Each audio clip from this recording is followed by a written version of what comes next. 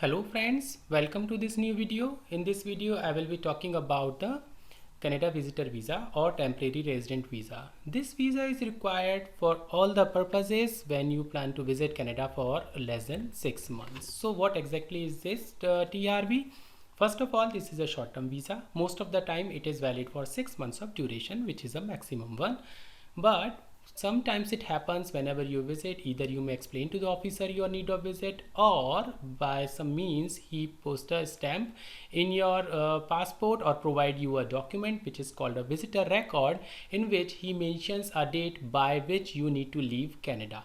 So if there is no stamp or no visitor record has been given you at the time of immigration, it means your visa is good for a maximum of 6 months by when you need to return to your home country from Canada. Second thing is, it is multi-entry visa.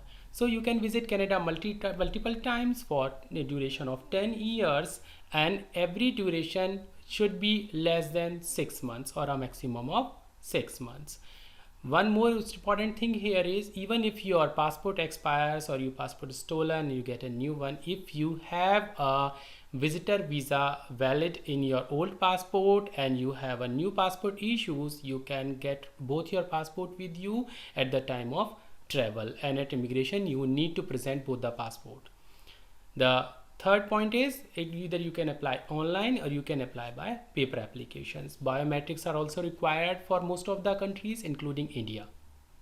Now, as we know what is a TRV, let's proceed. What is very important to know before you actually apply for the TRV? So the rejection rate for TRV is quite high. Even I have seen some guys failing to get Canadian visitor visa even for 2 or 3 times. So you need to understand the basic points which you need to fulfill before you actually apply for this visa. First thing is checking proof of fund. So you need to present all the evidence, all the documents to the Canadian authorities that you have enough fund to support or sponsor your visit by yourself, and you do not need any help from Canadian government or any other authority. For that, you need to provide evidence for liquid assets for your Canadian visit. I focus on the term liquid as they need evidence for funds which are already in your bank account or in terms of fixed deposits. So you cannot provide any property documents, you cannot provide any stock documents, you can provide shares, you cannot provide any loan documents or anything for this visit. Even you cannot provide your provident fund documents because those are not liquid. It may take some time to liquidate them. But in terms of bank accounts or in terms of fixed deposit, you can liquidate instantly. So make sure you provide only the fund records documents which are in liquid states already. Second thing, check for ties to India. This is another most important point, which is a main cause of rejection. Most of the time Canadian government refuses visa with a line, the officer is not sure whether you will be returning to your home country after your visit. So you need to satisfy Canadian government authorities that you are going to return to your home country after your short visit. So you need to prove your family ties, whether it is your family ties, business ties, or your job occupation ties, anything that we can confirm that you will be returning back to your home country after your Canada visit. Third thing is invitation letter. So this is one of the important documents which you get someone from who is already in Canada, may be a permanent resident or a work permit holder. He invites you to visit Canada. He will send you a document mentioning I know this guy because there's this reason and I want him to join me in Canada for a short period of time. So this brief invitation letter. So these 3 points you need to check before application. Now you have checked everything, you are ready to apply for the documentation. The first thing is identity and general documentation. First thing is passport. You need to make sure you have all the data collected in your passport already. And the second thing is your passport expiry date should not be very close. If it is very close, first get a new one and then apply for a Canadian visa.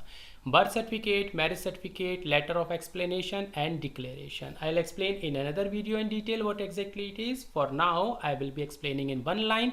For example, if you got a invite from your son in Canada or from your father in Canada, then you can provide a birth certificate which will mention both of your names to show that this is a relation between you and the guy, and that's why he is inviting you to Canada. Marriage certificate. So basically, if you are got invitation from your wife, or you are traveling with your wife or your spouse, then in that case you can provide a marriage certificate to prove your relation.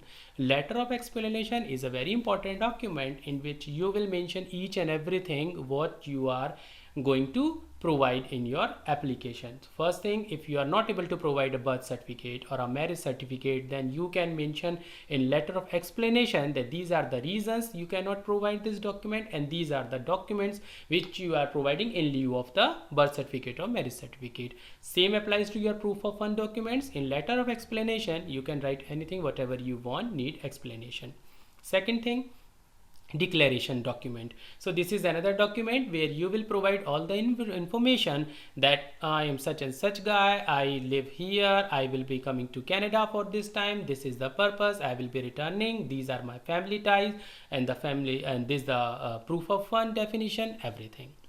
Second point, proof of funds. So basically here you will be providing the proof of funds, which is the most important thing. First thing is bank statement, you know already what it is. So the second term is balance certificate. This is a simple document on a bank letterhead with a bank stamp on it, which will provide you just one line or two line statement. This is the account held by this guy, and this account is having this balance as on this date. Fixed deposit advices, then fund authority letters and gift certificate. So what exactly is this? In fund authority letter, basically if you are traveling with someone and you are having a balance, some balance in your account and some balance in other person's account, the other person will issue a fund authority letter in your name that I have X balance in my account and I authorize this guy to use this fund in any way he wants fit. The gift certificate. So suppose you have a recent entry of X amount in your account, and this entry is sufficiently large, basically like 100,000 rupees or 200,000 rupees. In that case, you need to satisfy Canadian government with a gift certificate that I got this amount from this guy and this is not a loan. I will provide the formats and the more details on it in another video. For this time, it is just a crux of it. Third thing, travel history. You need to provide the travel history for past 10 years, whatever countries you have visited, all the visa stamps on it. Now what happens if you suppose lost one passport which has one valid visa, or where you have traveled, so you do not have that. In that case, the letter of explanation comes to rescue. You can mention in that letter of explanation that I had traveled to this country, I lost my passport along with the visa stamp, and here are the dates and everything you want to mention. Ties to India. This is another important point. So you need to provide either your pension certificate that I am a government pensioner, I need to come back to India, otherwise my pension would be stopped. Property documents that I have this house, this shop, this business, I own this shop, anything related to that, that's why I will be coming back to India. Family ties, basically I have one son, two daughters, or my wife in India, I will be visiting back to them, or something related to that. Again, last point, invitation letter. As I explained, this is a letter from a person who is already in Canada, either a PR or a work permit holder, that I have been inviting this person to Canada just for a visit purpose. I know this guy, and the documents from that guy itself, or maybe his PR card copy, work permit copy, his driving license in Canada, or any other proof which proves he is already in Canada. So guys, this was all related to what is TRV, what you need to check to avoid any rejection, and what are the documents you need to collect. I will be posting few more videos mentioning each and everything in detail along with the format of all the letters you need in separate videos. Thanks for watching, and please subscribe, and if you have any questions, feel free to write in comments. Thank you. Bye bye.